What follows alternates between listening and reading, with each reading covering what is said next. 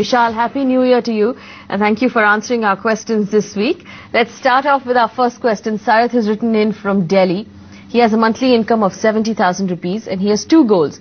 He wants to buy a home in the next 5 years and plan for his daughter's education over the next 13 years. He's been investing 2,000 rupees in the IDFC Premier Equity Plan, the HDFC Top 200 every month, and he wants to now double his investments. He wants to know where he should be putting that money and if these investments will help him achieve his goal. Vishal. So Sarit, for your first objective of increasing SIPs to 7,000 rupees, that's a good idea. And based on an expectation about 12 to 15% returns for 5 years, you should be able to get about 5 to 6 lakh rupees as a lump sum corpus for the cash down payment you want to make. Now at 20%, that would mean that you can afford a house of about 25 to 30 lakhs in 5 years. So it depends on what your aspirations are, and if you need to save more, the good thing is you can, because you can afford it. And the second objective about having preparation for your child's education in 15 years, you should be able to fund it through an SIP of about 4,000 rupees. So again, affordable within your current circumstances, you should go for it. The funds that you have could be continued. In addition, if you're looking to add some more funds, we could recommend a few in the large cap space, predominantly the UTI opportunities or the ICICI focused blue chip. We could also look at a few mid caps like the HDFC mid cap or the Reliance equity opportunities. So these could be used to diversify your portfolio further.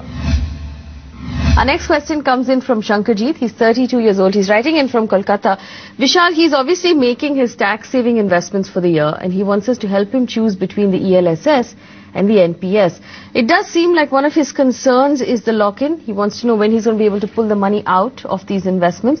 Between the two right now, and a lot of investors are going to be asking this question, which would you recommend?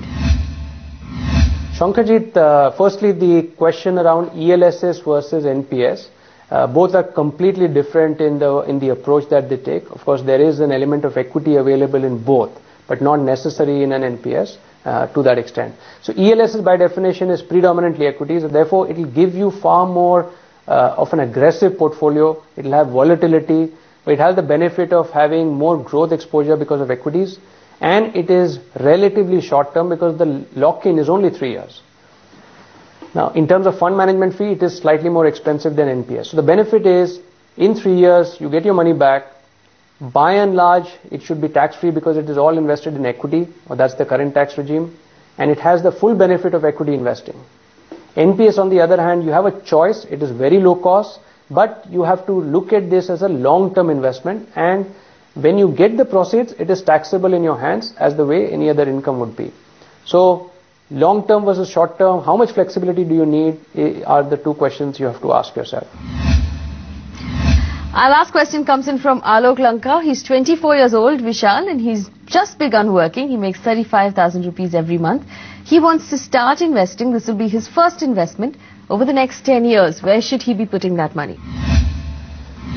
Alok, I don't know if I can offer a full financial plan, but I'll offer some pointers to get you started. The first is you should have a contingency fund, and based on your income, you should look at about maybe 50,000 to a lakh put aside in an account that is accessible for any emergency. The second is you should look at protection.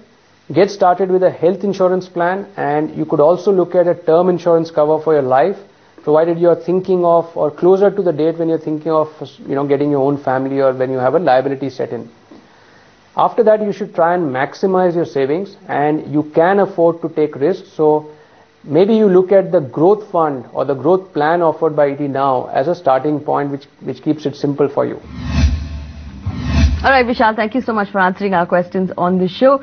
We look forward to having you back again soon. If you have any questions about anything to do with your money, send it to us. There's an email ID at the bottom of your screen. You can also catch a copy of this show on our Facebook page as well.